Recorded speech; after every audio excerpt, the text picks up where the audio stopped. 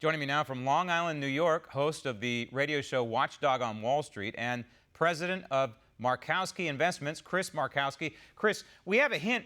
The numbers are out from last week, and there's a little bit of a tick up, but I think this is just the tip of the iceberg, and we're going to have to brace ourselves for some rather despicable employment numbers over the next couple, 3 weeks.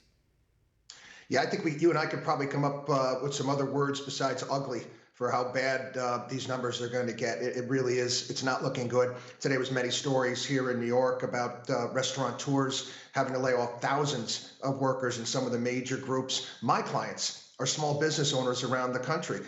They're not calling me about their 401ks or their retirement plans. They're calling up crying because they have to lay off workers because of what's going on. It's devastating. It really is. And you feel for all of these people because normally, you go out, you lose a job, you can go look for another one.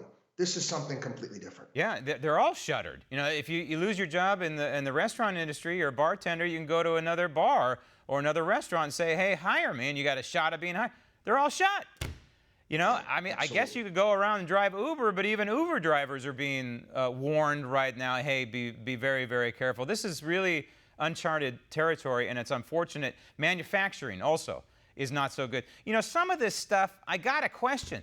Why, these Ford plant workers and these Chrysler plant workers and General Motors, they're not exactly working in close quarters, most of them. They have social separation. I don't quite understand why some of these industries are shutting down and imposing this suffering on each other.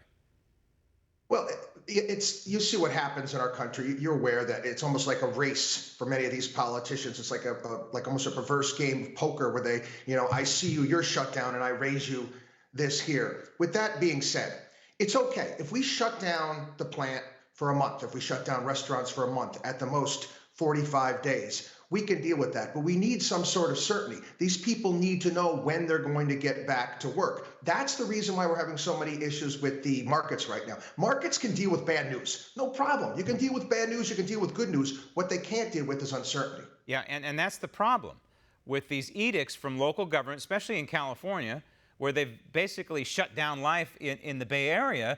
They've given these people and these industries and these businesses no light at the end of the tunnel.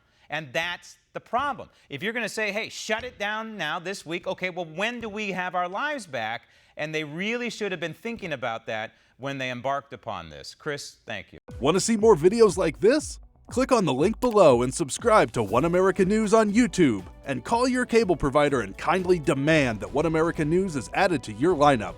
Call and subscribe today.